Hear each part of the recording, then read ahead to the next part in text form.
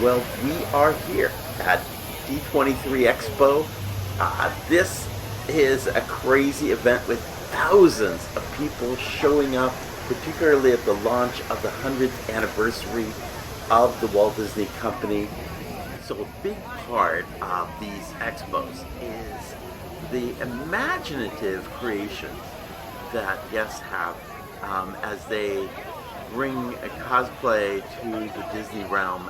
Every imaginable character seems to show up, and a lot of them are a hodgepodge of more than one character. It's just so many very clever costumes, and from characters you just don't.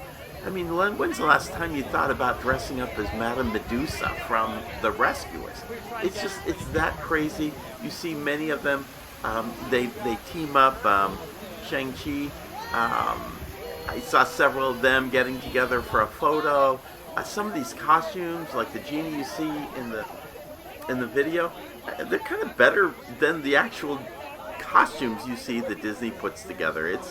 It's a fun part of the convention. It's not me, but I gotta tell you, I am so impressed by the time and effort people do put into these costumes.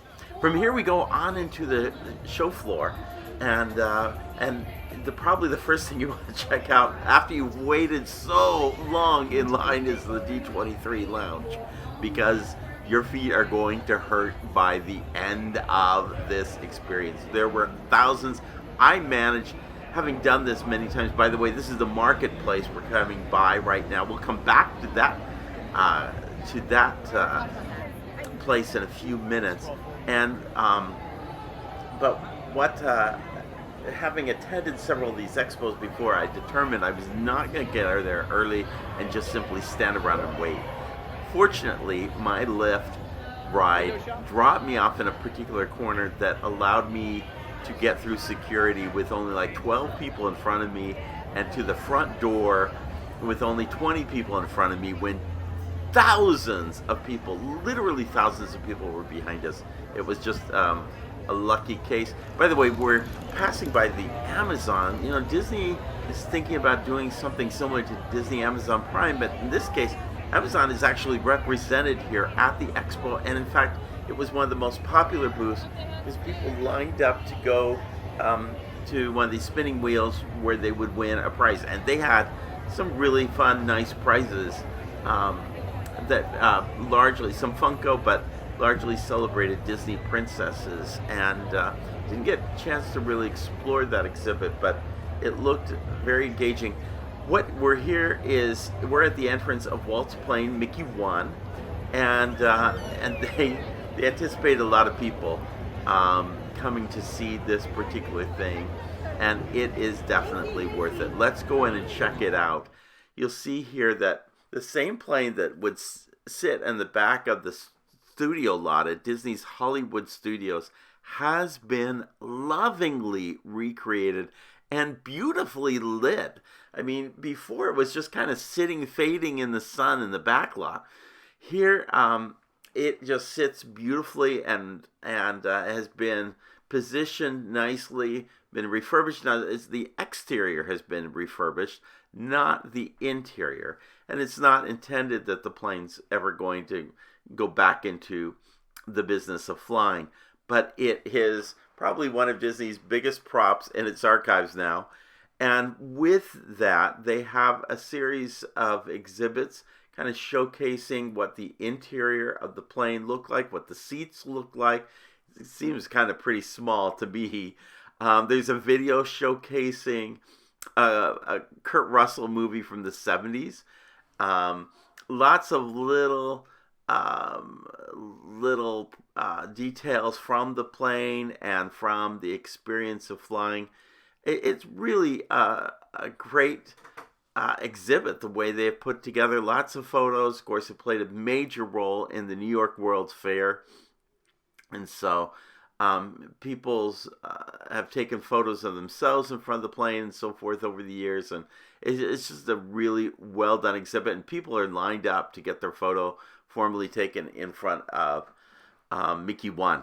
It probably was one of the highlights of the D23 Expo this year. I didn't think so much of it until I saw it, and man, it was really well put together. Now we're gonna head back out to the exhibit floor, and there is so much going on there, and we want to check out everything that's happening along the floor.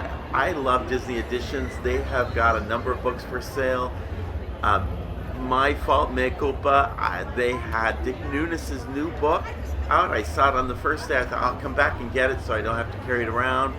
Bad move on my part. That book sold out. It's still going to be available in a week or two on Amazon, but they had a lot of first-to-market books, some especially autographed books, many of which are already in my library. Disney Editions really has a great portfolio of books that they have been creating over the years. And at any rate, that was one of the fun exhibits. I also spent a lot of money on vinyl over at the music location. Purchased a Adventure Through Inner Space album and an Encanto album that was in the shape of the Encanto house. So cute, giving that to my granddaughter, and it was a lot of fun. We'll head further down, and you'll see as you go through this. And by the way, of all of the expos, this one really has filled the entire arena space at the Anaheim Convention Center. There was so much to see and do. There were not empty spaces. There weren't dead corners for the most part. It was really something happening in every corner.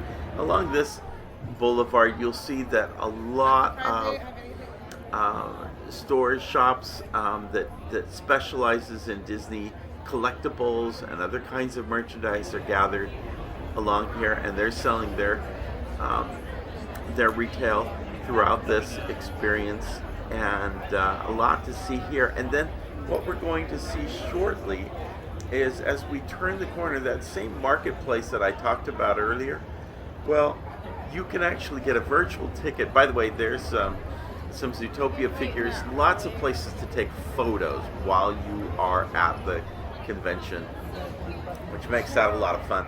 You see this empty space here with, it's all got lines in the carpet for people to line up. This is the line, but this is not the standby line. This is the queue, the virtual return queue.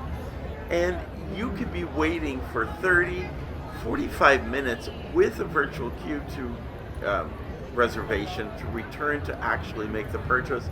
I looked through the windows of this store and I just didn't see anything that really begged me, even though I did have virtual pass for it. It just wasn't worth it. And my feet were, I'm telling you, you wear comfortable shoes because you are going to wear out your feet at this expo. And then if you decide to go to the Disney parks in between, you're in a lot of trouble as you go through this, because you are going to be doing a lot of walking through the day. My watch gave out on how many steps I took well by mid-afternoon. Here is one of my favorite exhibits, especially because it celebrates the 100 years of Disney. It's from Disney Visa. It's 4 sides. The first shows a model of the original Disney Brothers studios. You turn the corner, you see this beautiful quotation, "I believe in being an innovator" by Walt Disney. And then you turn the next corner and you see early milestones as Walt Disney, not the big company we know of, but as this small business just getting off the ground, beginning in 1923 when it all started. And you see a little showcases the office and how many desks there were and how it laid out. It talks about Margaret Winkler and the contract that she gave Disney to actually build out the Alice in Wonderland series, and how they kind of went through various stages of the development of that, adding more and more quality to the films and adding more films to begin with, and how they added more staff, which included, of course, Lillian, who became Walt's wife. That happened early on, and then building out the business little by little, and seeing it grow and develop, ultimately to the point where, well, eventually we get to the place where Walt brings in Mickey Mouse and preceded by the Mortimer films. And it just kind of shows those very first years when they were in front of that little studio before they went over to the Hyperion Studios.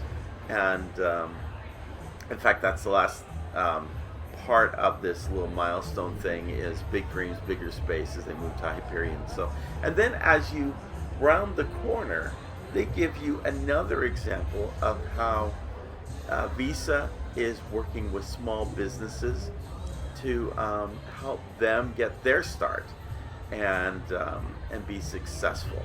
And so you it's just a really well put together exhibit, and lots of little fun things to see as you see a particular letter that was written by Walt during that time on an old keyboard.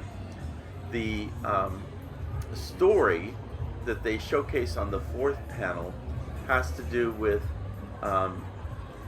what's referred to as Micah Johnson, the world of Aku, and his progression in creating a kind of a character, and it's almost a parallel to Walt Disney, but in a realm of, you know, that started in 1994, I think it was, and has gone to today. It's part of their creator program at Visa to give new businesses, small businesses, a start as they begin. Micah Johnson was actually a former baseball player, and they show him in '94 as a little kid playing, and then he becomes a professional player, but then he actually builds his own little business. And it's just a great little parallel and a great way to celebrate Disney's 100th anniversary, is to kind of show how a small business like Disney 100 years ago can be begun today as a small little business that may be in 100 years as big as Disney. So who can tell what may happen, but his garage business is still emerging as he begins his career. Now I want to take you over to the 100th anniversary exhibit done by the Disney Archives. There's this is a big exhibit, although there's a lot of space to the exhibit. And the way they designed it is they did it by decade. And the first part of the decade is the advent of Mickey Mouse. That's what they celebrate in the 1920s. And they have in each of these spaces a lot of places to get your photo. Lots of photo ops throughout this, but they also have little pieces of memorabilia and merchandise that was part of that particular decade as you go through it. As you emerge from the 20s to the 30s, you go into the era of Snow White and its premiere at the Carthay Circle Theater. And what they have are these large cutouts that I believe were used as part of the presentation at the Carthay Circle Theater. Also the dress of Snow White that was used for that premiere. And then you fast forward to the 1950s, and you get into the era in which Disneyland opened, and they've got the first ticket and the first name tag that Walt Disney had. They were numbered back then, and he had Disney 1. Then you go to Mary Poppins, which is part of the 60s. They showcase Mary Poppins' Jolly Holiday dress and some of the carousel horses. You emerge to the 1970s, which should have focused on Walt Disney World's opening. It focused on the Haunted Mansion at Walt Disney World during that time, showcases the original Ghost Bride in the Attic. That was different. Then we go into 80s with Flynn's and the whole Tron thing. They've got some cool helmets and other merchandise. 90s, we come from Flynn's to the 90s, and they did a showcase of Dick Tracy, and they've got Madonna's Club Ritz dress on there, as well as Dick Tracy's yellow jacket. It's all part of it. And then we go into the 2000s and the advent of the Disney Channel. People get their photo behind the logo with the wand. And then finally the last 2010s celebrate the Star Wars and other organizations that were brought into the Disney family during that time. Again, a little bit too much because of those photo ops. It was hard to get through that exhibit. It took a long time to. It was just a little frustrating to wait for an exhibit that really the lines were about the photos, not about what you were saying. Now we're here at the storytelling exhibit for Disney, which encompasses Hulu and ABC and Freeform and Fox and a lot of the film and television area outside of Disney, Pixar and Lucasfilm and Marvel. And when you enter this exhibit, again, it's well done. It too is a photo opportunity. So Dancing with the Stars, you kind of stand in front of these different green screens with the Kardashians, but they also celebrate some of their newer films that are up and going, such as American Born Chinese, which is a new sitcom that is out there. And again, you see all these people lining up, largely do photos. A National Treasure is a film in the making, and so that's acknowledged there too as part of the exhibit.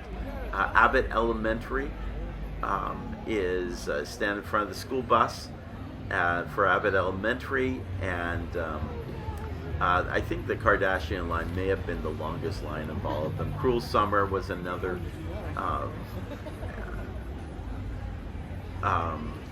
another feature that they offered. At any rate, a lot of folks came through. Only Murders in the Building was a part of it. Grey's Anatomy was part of it. They just kind of celebrated all the Good Morning America, all of the film and television product that they have out there throughout Disney, which is quite expansive, really, when you look at it.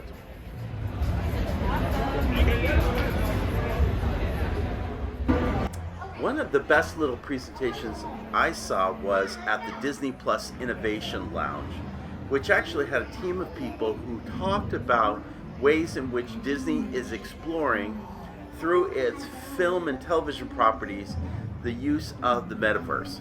And so they had a panel there talking about some things. Now, they are separate from the Metaverse group, which is out of Disney Imagineering, and I'm going to come back to that in our next podcast, because I think that's one of the things that's going to play in some things that were shared and discussed in the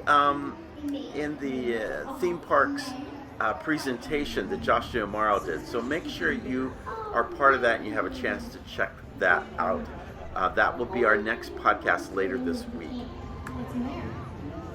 From there, we go across the way to the Lucasfilm presentation. Again, you find a lot of costumes in presentation, but these costumes are pretty cool, and they begin with Star Wars, but they include Willow and Indiana Jones.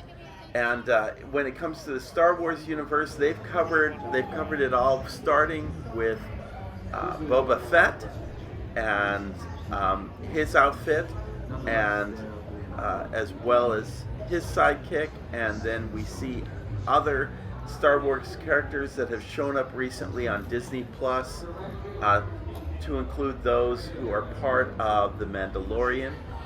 All of their costumes are presented there. You even see Darth Vader, and he shows up in that presentation. And then you see some costumes for the future Andor presentation, including a crazy-looking robot that looks like it's out of the black hole, kind of this leftover. Then they, in another corner, they have costumes from Willow that is being presented in Disney Plus, and then probably my favorite corner of the entire exhibit is costumes from the new Indiana Jones films. By the way, these are put very high on a pedestal, largely because they help you.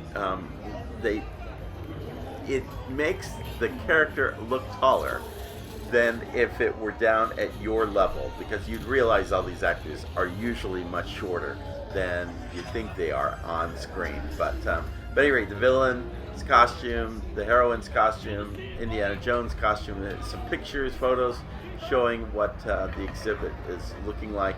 It's all there at the Lucasfilm exhibit, and that looks like a lot of fun. Harrison Ford made an appearance during their presentation. I understand it was a very emotional experience when he came out to the fans and seemed very excited about his upcoming film. Across the way, beyond that, is the Marvel Studios exhibit, which didn't really have a whole... Actually happened is they had kind of a theater for hosting a lot of discussions and presentation by people, but they also had some giveaways also. And they had some places where you could get some photos taken with your favorite Marvel characters, such as the Hulk. That was also available there. Walking further on down, we come to what's referred to Life at Disney, which is about being a cast member and what that experience is like working for the Walt Disney Company in a variety of positions.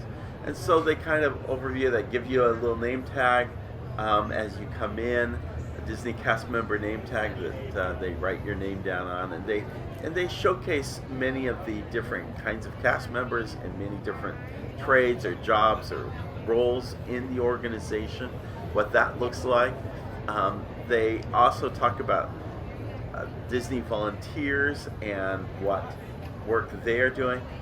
They show different name tags over the years that have been held by cast members, and different locations have different kinds of different name tags available to them. What I particularly liked about this presentation is they showed some of the different awards of recognition. Here you see, actually this is about Disney Salute, supporting veterans who work for Disney as well as the volunteers organization. But around the corner, you see a presentation in which you see recognition of, well, first of all, Disney Pride is recognized here in this corner, but then you see recognition of its cast members, and you see one of the original 10-year anniversary recognition plaques to the first Disney cast members who worked at Disneyland. And I think that's really fascinating.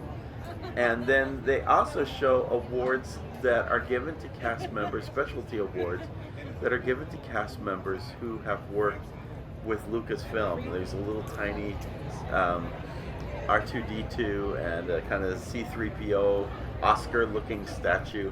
Again, very, very cool stuff.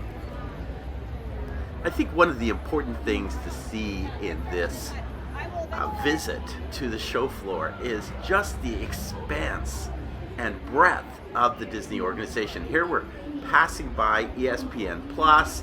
They've got their own exhibit going. Meanwhile, across the way is Disney on Broadway, where everybody is taking a set of head glasses and virtually watching a Broadway show unfold, whether it's Frozen or Aladdin. There's just so much to see on the show floor as we go through this entire experience. So many different facets of the organization to check out. Beyond Disney and beyond Coco, you see the photo exhibition there. Beyond Disney are other Disney-like organizations. This is the Marceline Historical Foundation that is seeking to preserve Walt Disney's childhood legacy. In front of you is a park bench. It's been turned over. Everybody's signing the park bench and putting their signature. I put mine on the back side of that one. And but there are books for sale, and there's other kinds of merchandise that celebrate. And they have a little museum there in Marceline. Across the way is the Walt Disney Family Museum. They have a number of books on sale. They're right now showcasing the Jungle Book and the making of a masterpiece at their family museum, and they have an exhibit to kind of set up and showcase what that's all about. Meanwhile, let's take a look at the villas of the Disneyland Hotel. I had the opportunity to see that building under construction when I was over at the Disneyland Hotel Resort the other day. Inside this little exhibit, they kind of showcase some of the, the fabric samples and rooms and the kind of look and feel that they're seeking for this particular tower that looks to open probably somewhere in 2024. So their exhibit is located there. Across the way is the National Geographic exhibit. Or no, I'm sorry, I say National Geographic. Actually, it's this Adventures by Disney, which includes a National Geographic expedition. But they have all sorts of, well, I have to say this particular one, even though they had cool pens, this particular location exhibit looked like one that they probably take on tour to a number of travel type events and so forth that are being held throughout the organization. You run into almost anyone. I ran into Kevin Feige at one point as I was walking through the exhibit hall. You see others. I've seen others over the years. It's just kind of fun to see everybody who is there. This is Story Living. This is the one where they are creating this residential development in Palm Springs. And they have an exhibit, kind of concept studio, show what the homes are going to look like.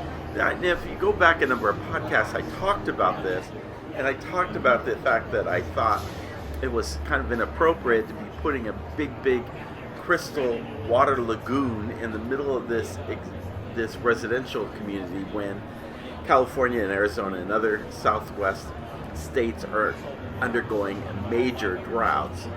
It was funny because what was positioned to me was, well, this is actually taking up less water than putting in a golf course, which is what you find in a lot of Palm Spring style communities. And that may be the case, but I think both of them are pretty water intense. Here's a simple one. The Tron vehicle is out there. It was sitting in Magic Kingdom at one point. And this Tron Light Cycle is out there, and you can test it, kind of see what that looks like. It's kind of fun to go visit. Then we visit the Disney Animation Studios, and each of them have got this is what's going on right now, is a conversation about Frozen and the animated films around Frozen, what that's like. But they also have exhibits that showcase Disney animation as well. Here's what they're sharing. It was a lot of fun. And the fact that the audience, they made it their own, right? So when they made their own videos, the songs, they put themselves into it. And I think that's what made the movie so personal to everyone. I mean, the other things about it, I think the characters, we tried to make the characters be believable, even though it's a magical world and we have a magical Snow Queen, I'm sorry. And then, yet they had flaws, right? That we all do. So we try to make them very relatable in that. And people saw themselves in the characters and the journeys that they all had. So I think that was... Next door to the space where the panel is speaking, you have a lot of places to take photos with Mirabel from Encanto, also big scenes from different animated films over the years that have come out of Walt Disney Animation Studios, some maquettes, other cells and drawings and imagery from over the years with Disney Animation. They're particularly highlighting some of the new films.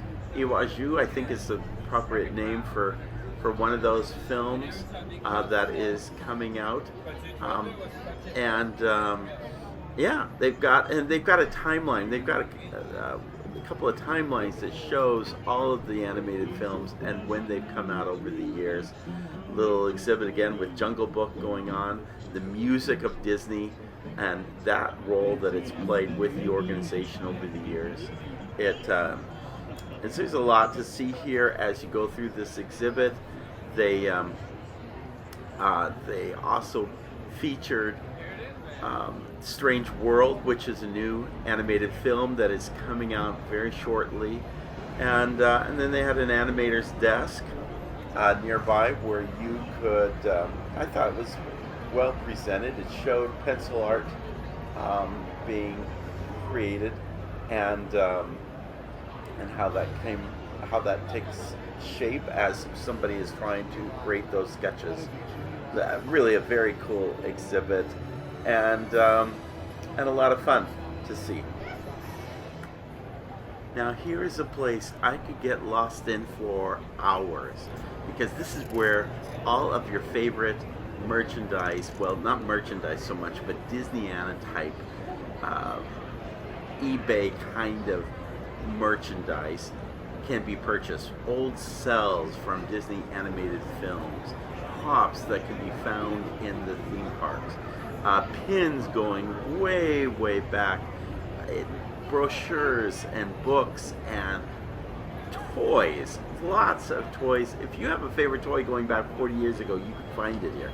There is just so many crazy fun things. You could spend thousands of dollars finding your favorite merchandise here. Here's my favorite exhibit, and it features, look at this, a sign from Welcome Aboard Captain Hook's Galley. This is from the Tuna Boat, the pirate ship restaurant that used to be in Fantasyland. Next to it are 3 former hitchhiking ghosts. A lot of former Disney Disney props, or in this case animatronics, have been sold, and you can see the hitchhiking ghost kind of moving about there, and they've got a special exhibit. There is a former Snow White adventure vehicle that's in play right there, and then right at the very end you see a little automobile from the Adventure Through Inner Space. So again, so many different fun things to see. By the way, we've just been on the show floor. There have been some wonderful presentations as well made throughout. I'm going to end with this one, which is the Mickey Mouse Club gang at the end of their presentation. There are 8 of them from the 80s, 90s, and they got together to kind of sing, and we'll end on a note from them. See you real soon. Hey, Bye, because we like you.